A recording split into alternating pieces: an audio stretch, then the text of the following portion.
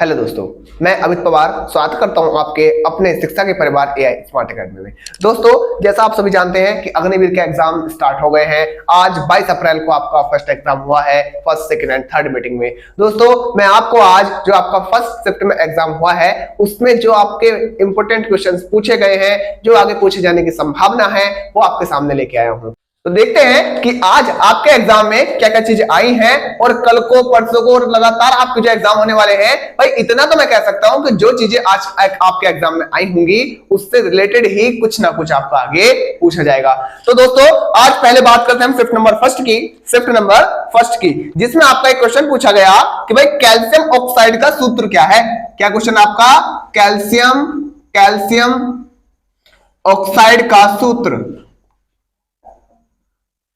Calcium oxide का सूत्र क्या है होता है आपको भैया? CaO। कैल्शियम ऑक्साइड का सूत्र आपका क्या होता है भैया? CaO। अगला क्वेश्चन था आपका इसमें गति के नियम से। दूसरा क्वेश्चन जो आपका इसमें पूछा गया, कहां से पूछा गया? गति के नियम से। ठीक है, गति के नियम से।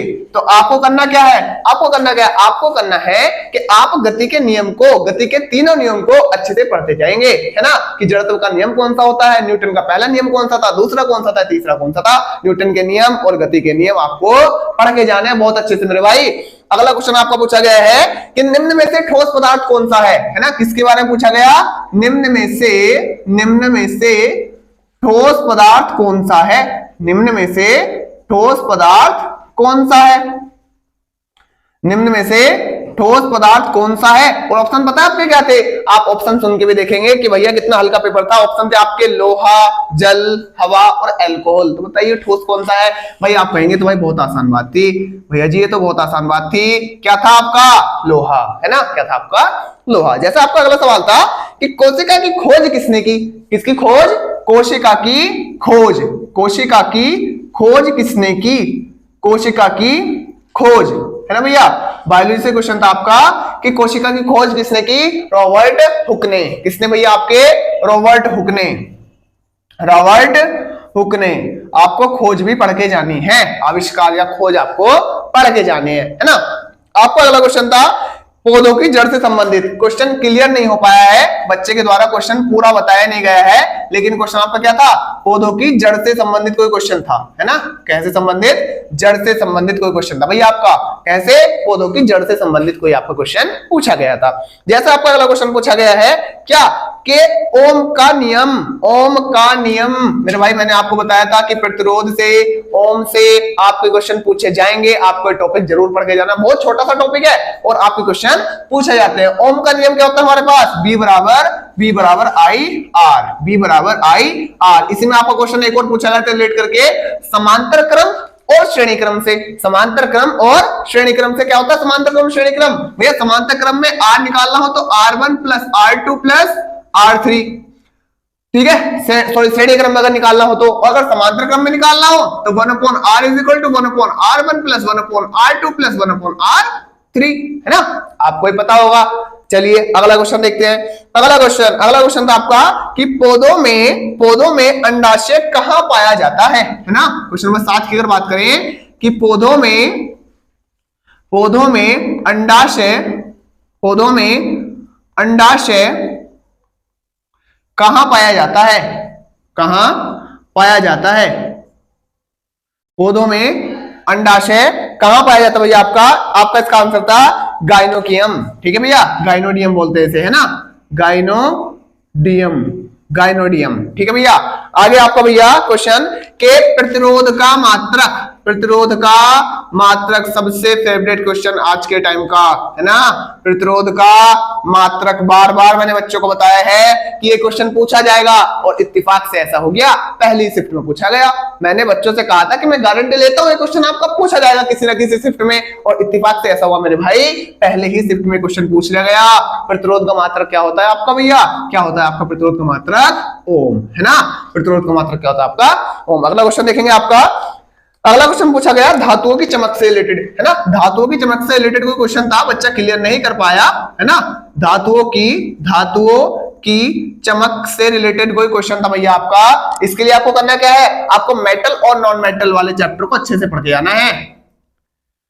मेटल और नॉन मेटल, मेटल और नॉन मेटल को आपको अच्छे से पढ़ के जाना है। जैसा अगला क्वेश्चन अगर आपके बारे में बात करूं मैं कि सबसे बड़ा स्तनधारी, बच्चों को मैंने कई बार लिखवाया है, एक बार नहीं कई बार क्वेश्चन रिपीट कराया है। सबसे बड़ा स्तनधारी, सबसे बड़ा स्तनधारी, सबसे बड़ा स्तनधारी, कई बार बच्चों को क्वेश्चन मैंने रिपीट कराया भैया कि सबसे बड़ा स्तनधारी कौन होता है? ब्लू व्हेल, ब्लू व्हेल, ठीक है। ब्लू व्हेल आपकी क्या है? सबसे बड़ा स्तनधारी जीव है। अगला क्वेश्चन आपका था, एक सवाल आपको बताया गया है कि मात्रक से पूछा गया है ना। एक तो आपका प्रतिरोध का मात्रक पूछा गया, एक और किसी चीज का, जैसे मान लो विभवांतर का पूछा गया। बच्चा क्लियर नहीं कर पाया कि किस चीज का मात्रक पूछा गया था, है ना। हो सकता है विभवांतर का मात्रक पूछा गया, वोल्ट, हो सकता है आपका पावर सामर्थ्य का मात्रक पूछा गया, वाट, है ना। इस तरह का आपको कोई एक मात्रक पूछा गया है मेरे भाई, तो आप मात्रक भी अच्छे से पढ़ के जाएंगे, है ना। मात्रक भी आप अच्छे से पढ़ के जाएंगे फिजिक्स में। अगला क्वेश्चन जैसे आपको बताया गया न्यूटन के गति के नियम से, ये मैंने आपको ऊपर बता दिया है ना। न्यूटन के गति के नियम से, न्यूटन के गति के नियम से एक क्वेश्चन आपका बहुत ज्यादा फेमस है कि गैलीलियो का नियम किसे कहा जाता है, या फिर जड़त्व का नियम हम किसे कहते हैं, ठीक है। इनर्शिया लॉ, न्यूटन के गति के नियम से पूछा जाएगा, आगे भी पढ़ के जाना है भाई। वेरी वेरी इंपॉर्टेंट बता रहा हूं आपको फिर से, कल के शिफ्ट के लिए, परसों के शिफ्ट के लिए, जब तक आपका अग्निवीर का एग्जाम होगा गति से क्वेश्चन आता रहेगा, गति से क्वेश्चन आता रहेगा, रिपीट होता रहेगा मेरे भाई। आगे आप देखेंगे एक आपका क्वेश्चन पूछा गया विटामिन से, है ना। एक क्वेश्चन आपका पूछा गया है विटामिन से, विटामिन, और विटामिन किससे? विटामिन जहां तक है सी से पूछा गया है ना। हो सकता है इसका नाम पूछा गया हो, क्या बोलते हैं इसको विटामिन सी को? एस्कॉर्बिक एसिड, एस्कॉर्बिक एसिड, ठीक है मेरे भाई। आपके कैसे थे, ये आपके साइंस के क्वेश्चन जो हैं आपके पूछे गए हैं, और ध्यान रखना है मैं इतना आपको एडवाइस दूंगा कि जिन टॉपिक से क्वेश्चन पूछे गए, क्वेश्चन तो रिपीट बहुत मुश्किल से होता है, ठीक है। क्वेश्चन रिपीट के होने के चांस तो बहुत कम है, लेकिन टॉपिक रिलेट होते हैं, टॉपिक रिलेट होते हैं मेरे भाई। तो आप इन टॉपिक को और ज्यादा अच्छे से पढ़ के जाएंगे, और ज्यादा अच्छे से पढ़ के जाएंगे, है ना। देखते हैं ये आपके साइंस के, अब चेक करते हैं हमको कि जीएस में आपका क्या क्या पूछा गया, जीएस में आपका क्या क्या पूछा गया है। आपके अगले जैसे जीएस से पूछे गए हैं, जीएस के कुछ क्वेश्चन मैं आपके लिए लाया हूं जो बच्चों ने मुझको बताए हैं। जैसा आपको ये पहला क्वेश्चन पूछा गया कि खेल कोच को कौन सा पुरस्कार दिया जाता है? खेल कोच को कौन सा पुरस्कार बताइए मुझे। खेल कोच को कौन सा पुरस्कार दिया जाता है बताइए भैया। खेल कोच को आपका द्रोणाचार्य पुरस्कार दिया जाता है। खेल कोच को आपका द्रोणाचार्य पुरस्कार, ठीक है। खेल कोच को आपका द्रोणाचार्य पुरस्कार दिया जाता है। अगला क्वेश्चन आपका था कि 28 फरवरी 2024 तक भारत के उपराष्ट्रपति कौन रहे? भारत के उपराष्ट्रपति बताइए भैया, भारत के उपराष्ट्रपति कौन रहे भारत के उपराष्ट्रपति? कब? 28 फरवरी 2024 तक उपराष्ट्रपति बताइए, क्या जगदीप धनखड़ हैं? क्या जगदीप धनखड़ हैं? जी बिल्कुल, जगदीप धनखड़ ही हैं, जगदीप धनखड़ ही है भैया आपके उपराष्ट्रपति। आगे आपका कि 2011 की जनगणना के आधार पर सबसे बड़ा राज्य, 2011 की जनगणना के आधार पर सबसे बड़ा राज्य बताइए मुझे। 2011 की जनगणना के आधार पर सबसे बड़ा राज्य, 2011 की जनगणना है ना, सबसे बड़ा राज्य, सबसे बड़ा राज्य कौन सा आपका? यूपी। सबसे बड़ा राज्य कौन सा जनगणना के आधार पर? यूपी। बात समझ में आ रही है ना। आपका जनगणना से क्वेश्चन पूछा गया है, यहीं से आपको अगर पूछ लूं मैं सबसे साक्षरता दर वाला राज्य, सबसे ज्यादा साक्षरता दर वाला राज्य कौन सा है आपका? बताइए मुझे, जल्दी से बताइए, जल्दी बताइए। सबसे ज्यादा साक्षरता दर वाला राज्य आपका कौन सा है मेरे भाई? बताइए मुझे। वो तो आपका केरल। पूछा नहीं गया ये, मैं आपसे पूछ रहा हूं नॉर्मली क्वेश्चन, ठीक है। कौन सा आपका भैया? वो केरल। कौन सा आपका भैया? केरल। अगला क्वेश्चन जैसे आपका कि कुशीनगर किस राज्य में है? कुशीनगर किस राज्य में है? कुशीनगर भाई किससे रिलेटेड है? कुशीनगर किससे रिलेटेड है ये बता दो मुझे। किस राज्य में है ये, है ना? किस राज्य में? ये भी यूपी में ही है। और ये है किससे रिलेटेड? कौन से व्यक्ति से रिलेटेड है? गौतम बुद्ध से रिलेटेड है। कौन से व्यक्ति से रिलेटेड है भैया आपका? ये गौतम बुद्ध से रिलेटेड है।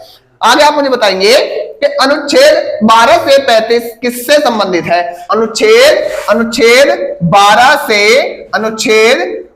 से 35 किससे संबंधित है?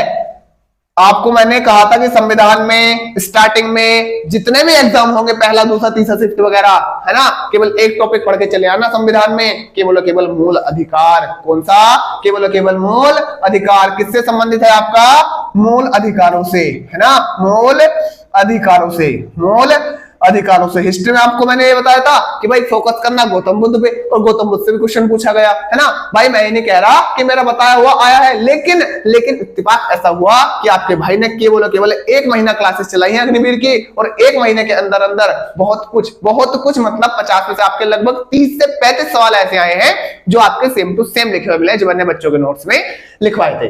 जैसे अगला क्वेश्चन हमारे पास है, अगला क्वेश्चन हमारे पास क्या आया है कि भैया थल सेना दिवस कब मनाया जाता है? स्टार्टिंग में ही पहली तारीख को जब मैंने कोचिंग अपनी स्टार्ट की थी तभी लिखवाया था थल सेना दिवस। थल सेना दिवस, बताइए मुझे, थल सेना दिवस कब मनाया जाता है भैया आपका? क्या क्या क्या हमारा थल सेना दिवस 15 जनवरी को मनाया जाता है? क्या थल सेना दिवस 15 जनवरी को मनाया जाता है? बताइए मुझे। जी भैया बिल्कुल मनाया जाता है। कब? 15 जनवरी, 15 जनवरी। अगला क्वेश्चन देखेंगे। अगला क्वेश्चन बच्चों ने क्या बताया है कि COP 28 कहां पे हुआ, है ना? एक मीटिंग हुई COP 28 के नाम से, है ना, कहां पर हुआ? कहां पर हुआ? करंट अफेयर का क्वेश्चन है। वैसे 2023 में हुई थी ये मीटिंग, वैसे तो 2023 में हुई है, लेकिन करंट अफेयर के हिसाब से क्वेश्चन पूछा गया तो ये हुआ भैया आपका UAE में, संयुक्त अरब अमीरात, है ना, UAE, है ना, UAE, संयुक्त अरब अमीरात। अगला मुझे बताएंगे बच्चों ने, अगला क्वेश्चन आपको बताया है कि इंडिया की सबसे बड़ी रिफाइनरी कहां पर है? इंडिया की सबसे बड़ी रिफाइनरी कहां पर है भैया? ये आपकी जामनगर में। कहां पे? जामनगर में, जामनगर, है ना, जामनगर में क्या है आपकी? इंडिया की सबसे बड़ी रिफाइनरी। क्वेश्चन पूछा गया है इंडिया की सबसे बड़ी रिफाइनरी। अगला क्वेश्चन आपका है कि साहित्य अकादमी 2023 के लिए साहित्य अकादमी पुरस्कार दिए जाते हैं ना अलग अलग भाषाओं में, तो पूछा गया आपका कि साहित्य अकादमी 2023 में हिंदी भाषा के लिए किसे पुरस्कार दिया गया? साहित्य अकादमी, मुझे बताइए आप जल्दी से, साहित्य अकादमी किसे दिया गया? साहित्य अकादमी, साहित्य अकादमी पुरस्कार आपको किसे दिया गया? तो भैया इनका नाम है संजीव। क्या नाम है इनका? संजीव। और इनका उपन्यास का नाम क्या है? संजीव के उपन्यास का नाम मुझे पहचानो। ठीक है, इनके उपन्यास का नाम क्या है? मुझे पहचानो। इसके लिए उनको क्या दिया गया? हिंदी भाषा में साहित्य अकादमी पुरस्कार दिया गया। अगला क्वेश्चन बच्चों ने बताया है कि कोलार गोल्डफील्ड, ठीक है, Kolar gold field, Kolar gold field, Kolar gold field मतलब जिसको आपने देखा हो ना मूवी का नाम क्या? KGF, ठीक है, KGF। कोलार गोल्डफील्ड कहां पर है? कहां पर है भैया मुझे बताइए आप। क्या क्या दक्षिण भारत की साइड है? हाँ बिल्कुल है, दक्षिण भारत की साइड। कहां पे? कर्नाटक में, है ना, कहां पे? कर्नाटक में। कहां पर भैया?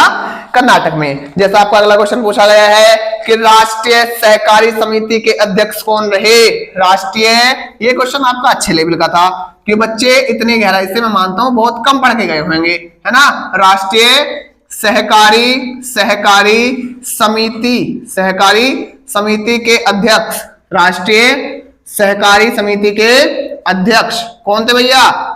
राष्ट्रीय सहकारी समिति के अध्यक्ष कौन थे आपको भैया?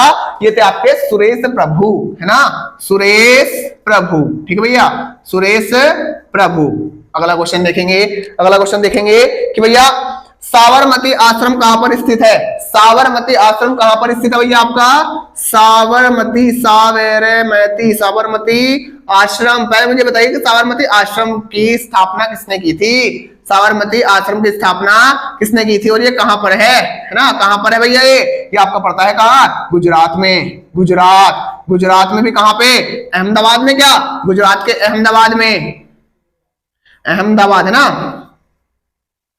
और स्थापना किसने की थी इसकी? महात्मा गांधी ने। किसने की थी इसकी स्थापना? महात्मा गांधी ने।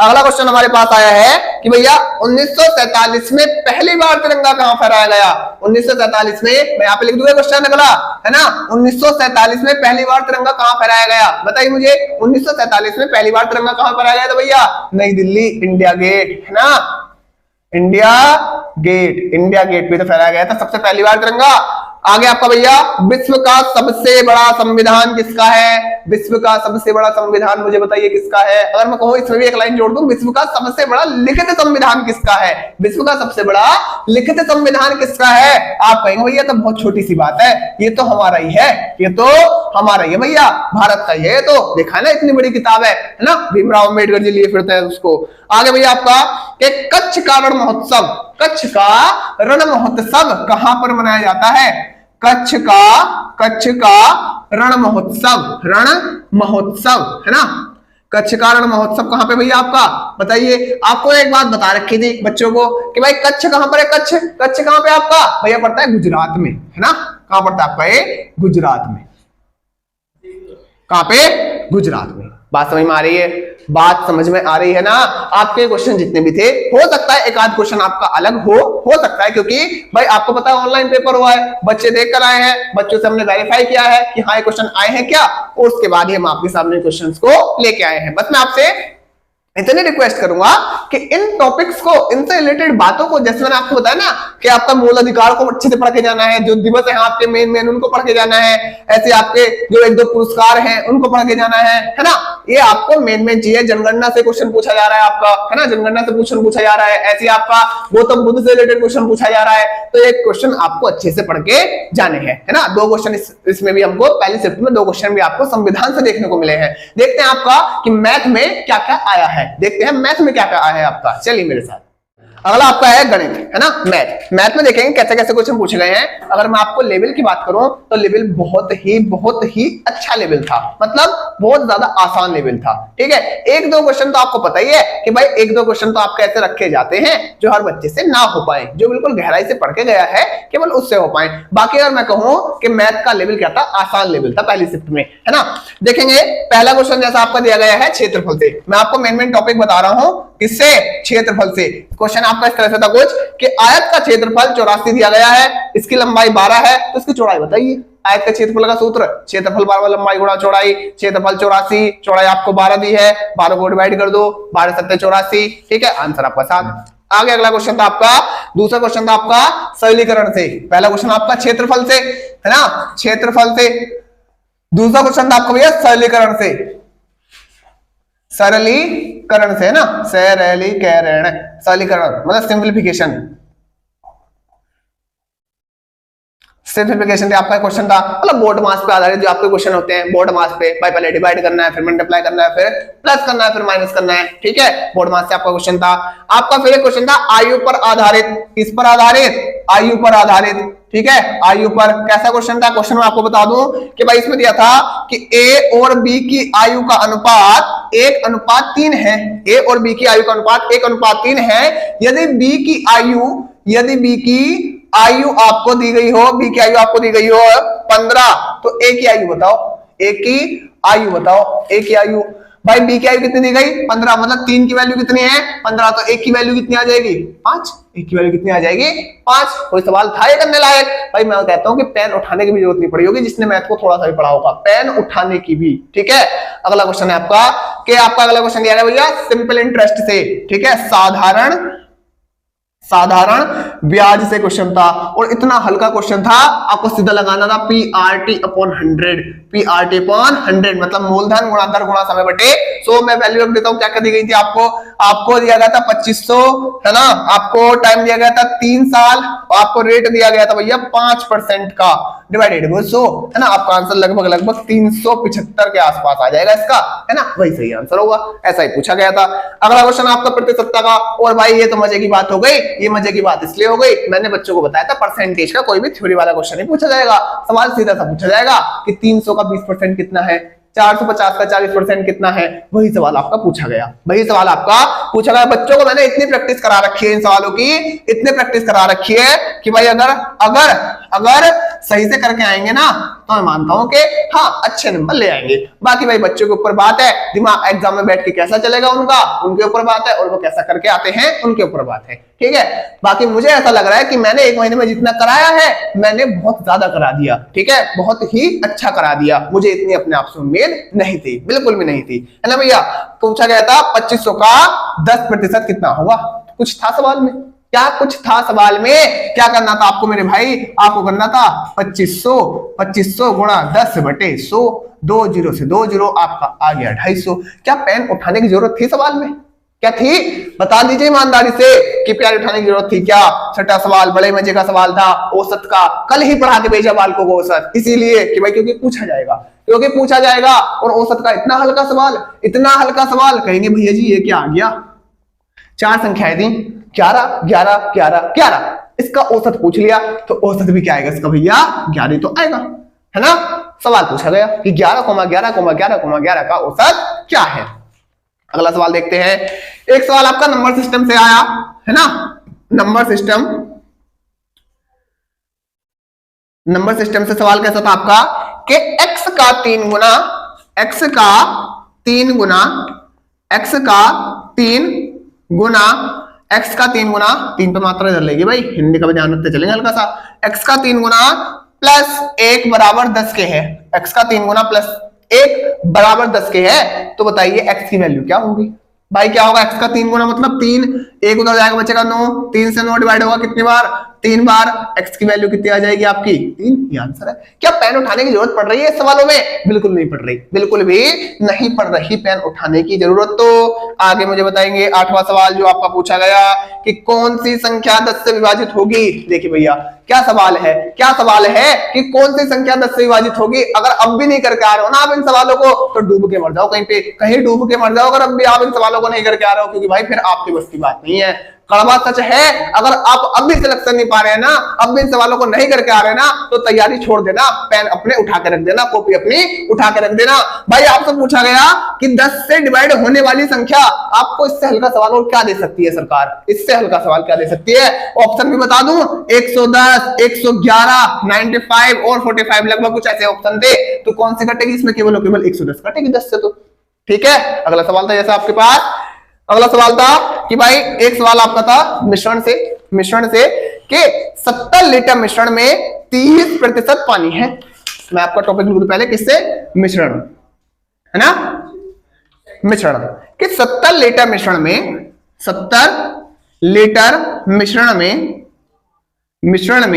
कितने परसेंट पानी है? 30% पानी है। 30% पानी है। दूध की मात्रा बताइए। 30% पानी है, दूध की मात्रा बताइए। दूध की मात्रा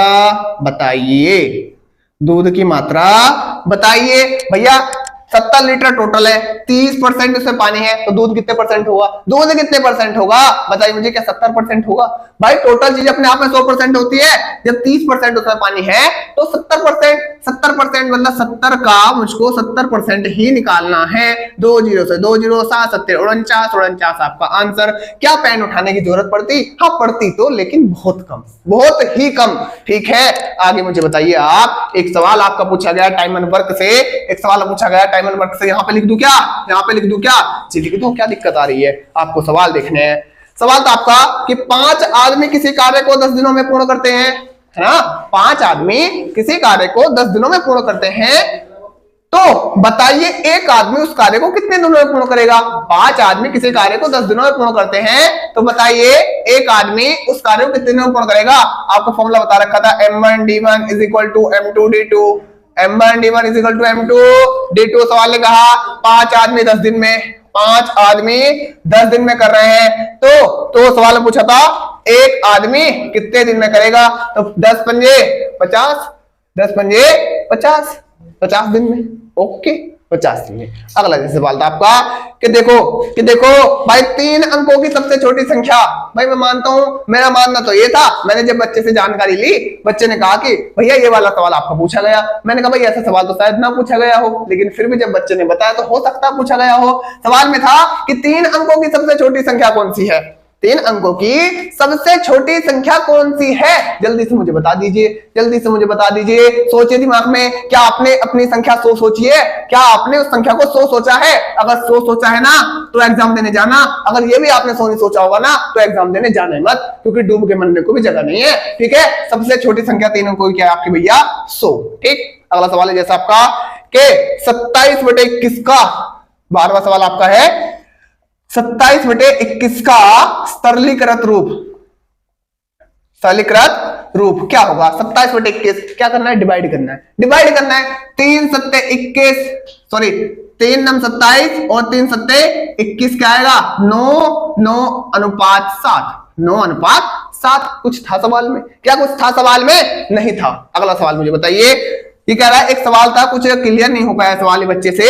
कुछ कह रहा था ऐसे ही कि भैया एक सवाल ऐसा था कि जिसकी 3 भुजाएं हो या 3 भुजाओं से घिरी बंद आकृति को हम क्या कहते हैं? सवाल ऐसा रहा होगा। मेरा अनुमान यह है कि सवाल आपका ऐसा रहा होगा कि 3 भुजाओं से घिरी बंद आकृति को हम क्या कहते हैं भैया? आपका त्रिभुज कहते हैं। क्या कहते हैं? त्रिभुज कहते हैं। क्या सवाल में कुछ था?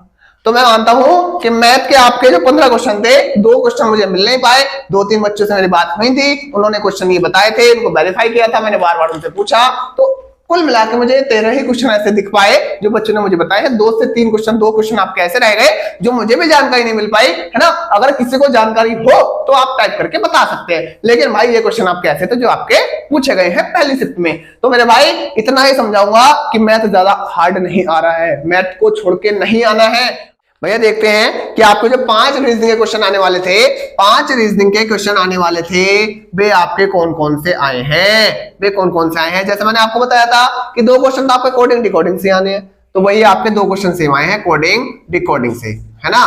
कोडिंग डिकोडिंग से, जैसे एक तरह से हल्का सा एक हिंट दूं आपको कि भाई आपको BLAME को लिखा गया आपका FLAME, मतलब इस तरह का क्वेश्चन था। एग्जैक्ट क्वेश्चन नहीं था, इस तरह का क्वेश्चन था कि जैसे BLAME को FLAME लिखा गया, तो बताइए GRAPES को क्या लिखा जाएगा? इस तरह का सवाल आपने करेगा ना रीजनिंग में, तो आपका इस तरह का ये सवाल पूछा गया था। दूसरा आपका सवाल था भैया, पहला सवाल तो हो गया। दूसरा सवाल आपका मैंने बताया डिकोडिंग सही था, वो भी इसी तरह कुछ ABCD के ऊपर ही था, ठीक है। आपका तीसरा सवाल जो था, तीसरा सवाल जो आपका रिलेटेड था, वो तो भैया आपका एक तरह से कह सकते हैं क्या, जो आपका है डिक्शनरी ऑर्डर से, है ना, डिक्शनरी ऑर्डर से, कि भाई पहले ए आता है, फिर बी आता है, फिर सी आता है, फिर डी आता है। इसको इस तरह से क्या हमें क्रम में व्यवस्थित करके रखना था, क्रम में व्यवस्थित करके रखना था, ठीक है। दूसरा क्वेश्चन आपका इस तरह से था। तीसरा क्वेश्चन आपका नंबर सीरीज से, चौथा क्वेश्चन आपका था नंबर NUMBER नंबर सीरीज से, ठीक है, नंबर सीरीज से। और 5वां क्वेश्चन आपका था बैठक व्यवस्थीकरण से। बैठक व्यवस्थीकरण से जैसे क्वेश्चन क्या था, मैं आपको पढ़ के बता रहा हूं कि 28 व्यक्तियों की एक पंक्ति में राहुल अंतिम छोर से 5वें स्थान पर है। 28 व्यक्तियों की एक पंक्ति में राहुल अंतिम छोर से 5वें स्थान पर है, तो शुरुआत से राहुल का स्थान क्या होगा? शुरुआत से राहुल का स्थान क्या होगा? इस सवाल का आंसर आप मुझे कमेंट बॉक्स में बताइए, ठीक है। तो देखते हैं दोस्त, मिलते हैं कल नई वीडियो में एक नई एजुकेशन के साथ। मतलब आपके एग्जाम के एनालिसिस को मैं लगातार कराता रहूंगा जब तक आपका एग्जाम ये अग्निवीर का चलने वाला है। बस इतनी सी रिक्वेस्ट है कि जो टॉपिक आपके पूछे जा रहे हैं, क्वेश्चन तो रिपीट नहीं होगा, लेकिन टॉपिक रिपीट होगा जरूर, और जरूर उन टॉपिक पर आप ज्यादा से ज्यादा ध्यान दें, और एग्जाम का लेवल को आपको पता चलता रहेगा ना, तो आप एग्जाम में जाके अच्छा स्कोर कर पाएंगे। तो देखेंगे कल नया टॉपिक नई वीडियो के साथ। चलते हैं भैया।